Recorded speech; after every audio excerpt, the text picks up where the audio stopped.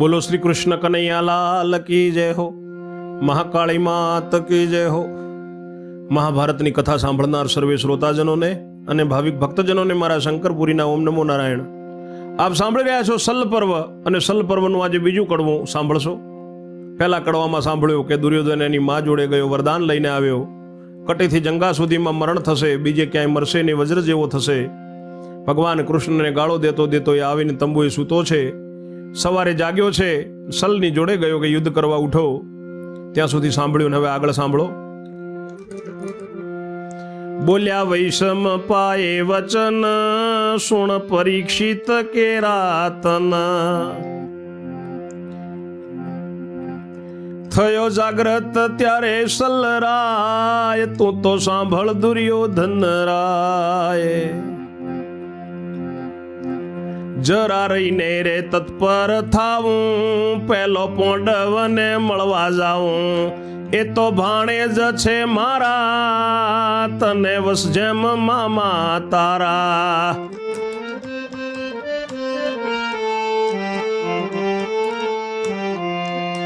એમ કહીને ઉઠ્યા સલરાય, એ તો પોંડવ તંબુએ જાય। જ્યાં બેઠા છે પાંડવ બળિયા, ત્યાં આવીને મામા મળ્યા।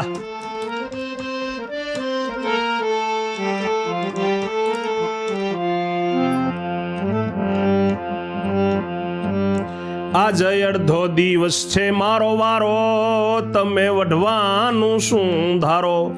બોલ્યો વૃકોંદર મુખ આપ, મારો ભાણેજ ને તો પાપ।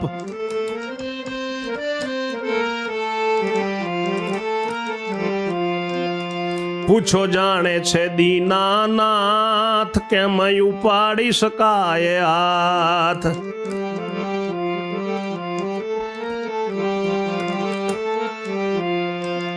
ભાણેજને તો બ્રાહ્મણ ગણવા, કેમ વઢાયા એમને હણવા।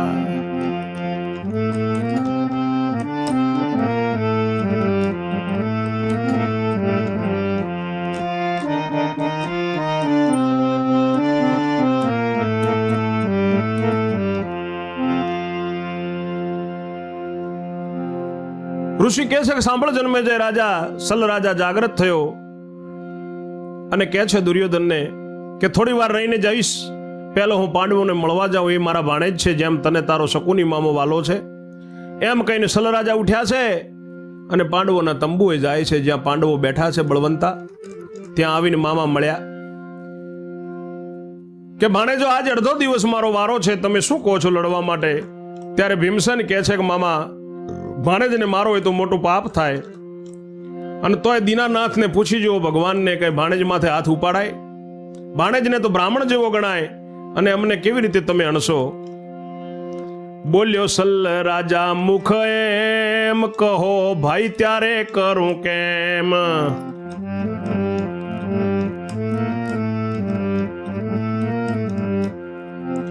રહું સ્તંભે આવીને ઉભો, પણ તમે કરો મન શુભો। મારો કૌરવને તમે માર, ત્યારે જોવાય નહીં એ લગાર।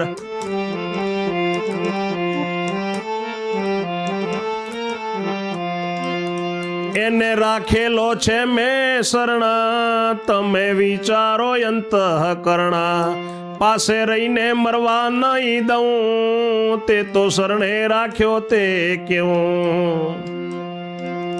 બરોબર થાય એમ ધ્યાન કાળ, પછી મારે માથે નહીં આળ।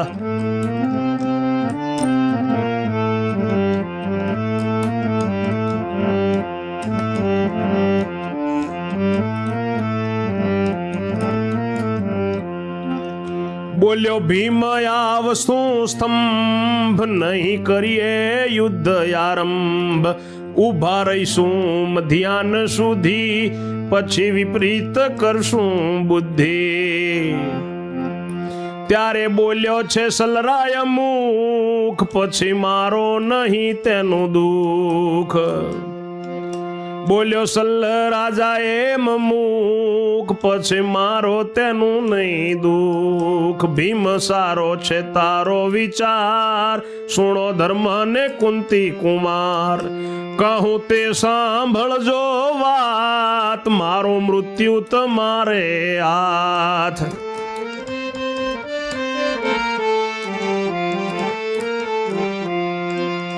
માટે રહેજો તમે તો તૈયાર સમજાવી દઉં સુસાર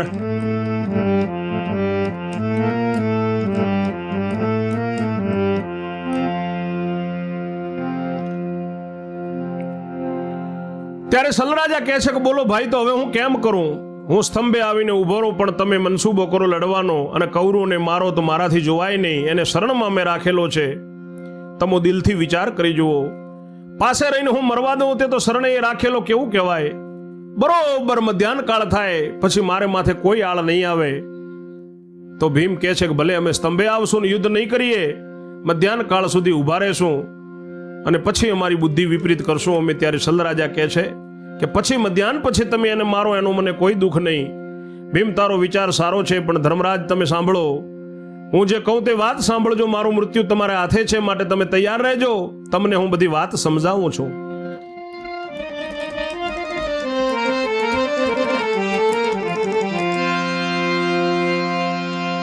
પહેલા 100 મંત્ર શિવના ભણજો પછી કાળજવરથી હણજો વળી પવના મંત્ર ભણીને મારજો 102 ગણીને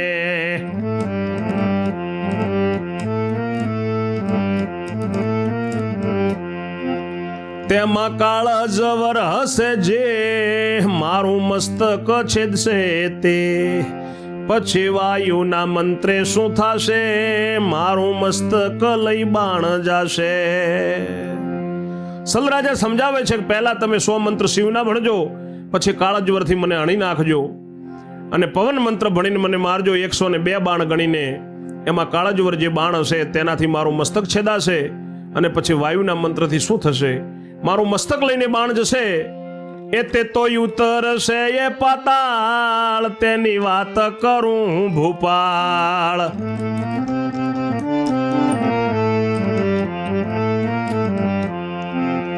મારા 100 મામા છે ત્યાં તપ કરે છે પાતાળમાં તે તેની આગળ મસ્તક પડશે પછી બાણ 100 ને નડશે શિવના 100 મંત્રો જે શીશ છેદશે 100 ના તે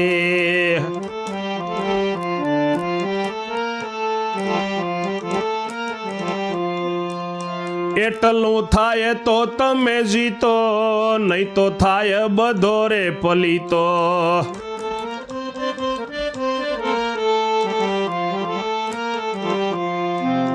મારા મામા જાણે મારું મરણ એ તો આવે પાતાળમાંથી ધરણા તે તો તમને મારે ઠેર બહુ બળિયા કરે કાળો કેર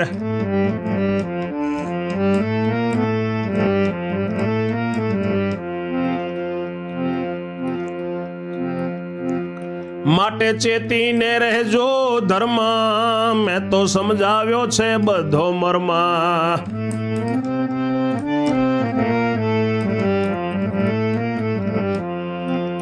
ત્યારે બોલ્યા યુધિષ્ઠિર રાય મામા તમ તુલના નહીં થાય પછી સલ્લ થયો છે વિદાય પોતે કૌરવ દળમાં જાય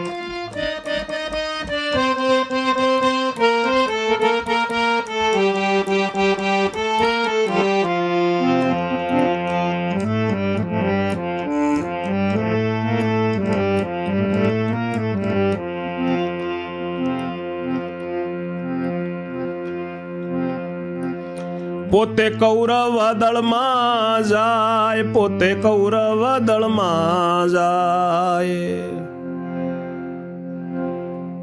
મારું મસ્તક લઈ અને બાણ પવનનો મંત્રથી ત્યાંથી પાતાળમાં જશે અને પાતાળ લોકોમાં મારા 100 મામા તપ કરે છે એમની આગળ મસ્તક પડશે ને પછી એ બાણ 100 ને નડશે શિવના જે 100 મંત્રો છે એનાથી બધા 100 ના માથા વાઢી દેશે એટલું થાય તો તમે જીતો નહીતર બધો ફજીતો થઈ જાય મારા મામા જો મારા મરણની વાત જાણી જાય તો પાતાળમાંથી ધરતી ઉપર આવીને તમને બધાને ઠેર મારે, બહુ બળિયા છે અને કાળો કેર કરી દે. માટે ધર્મરાજ તમે ચેતીને રહેજો, મેં બધી વાત સમજાવી દીધી છે. ત્યારે ધર્મરાજ યુધિષ્ઠિર કહે છે કે મામા તમારી તુલના કોઈથી નહીં થાય. પછી રાજા સલ્લ બધાને મળી અને વિદાય થયો, પોતે કૌરવોના દળમાં ગયો છે. જઈને કરી લીધું છે ભોજન, થયા તૈયાર અંધના તના.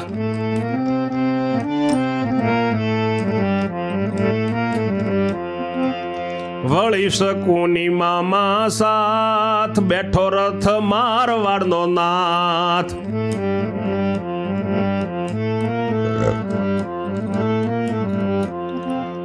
ચાલ્યા 102 જોધ, આવી સ્તંભે ઉભા અકરોધ. એવે આવી પાંડવની જોડ, સાથે છઠ્ઠા છે શ્રી રણછોડ. આવી ઉભા પોતાને સ્તંભ, ત્યારે બોલ્યો દુર્યોધન દંભ. સલ્લ રાજા યુદ્ધ આરંભો, હવે ન કામા સીધ સ્તંભો.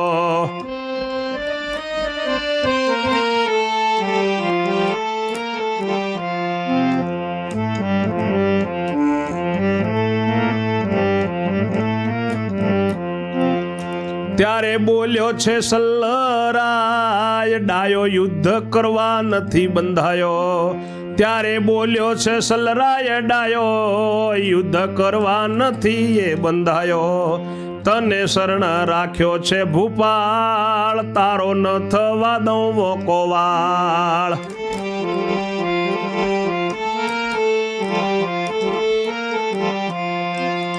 બોલ્યો દુર્યોધન અમે જઈએ, નકામા સીધ ઉભા રહીએ.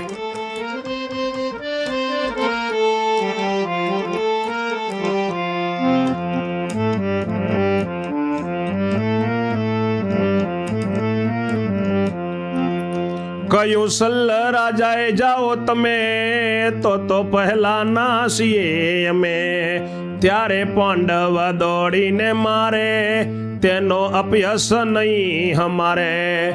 એવું સાંભળીને દુષ્ટ રાય, કઈ વિચાર કર્યો મનમાં.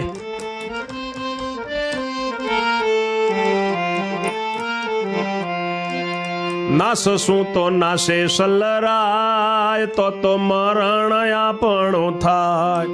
એમ જાણીને રહ્યા ઉભા, મૂક્યા વઢવાના મનસુબા.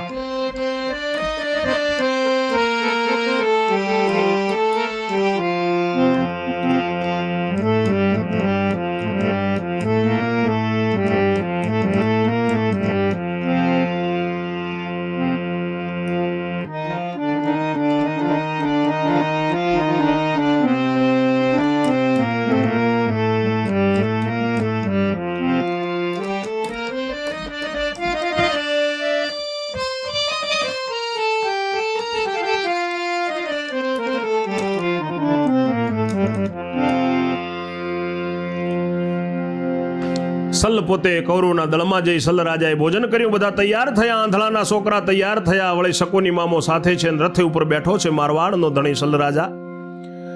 102 જણા યોદ્ધાઓ સ્તંભે આવીને ઊભા છે, ક્રોધ ભરેલા. એટલે પાંડવોની જોડ આવીને સાથે છઠ્ઠા રણછોડ છે, ભગવાન છે. 5 પાંડવ ને છઠ્ઠા આવીને પોતાના સ્તંભે ઊભા છે. ત્યારે દુર્યોધન કહે છે કે રાજા સલ્લ, હવે યુદ્ધનો આરંભ કરો. હવે નકામા શા માટે ઊભા છો? ત્યારે સલ્લ રાજા કહે છે કે હું યુદ્ધ કરવા માટે નથી બંધાયો, તને શરણે રાખ્યો છે રાજા, તારો વાંકો વાળ ન થવા દઉં. ત્યારે દુર્યોધન કહે છે તો અમે જઈએ, શા માટે ખોટી રીતે ઊભા રહીએ? સલ્લ રાજા કહે તમે જાઓ તો અમે પહેલા નાસી જઈએ. ત્યારે પાંડવો દોડીને મારશે, તેનો અપયસ અમારા માથે નથી.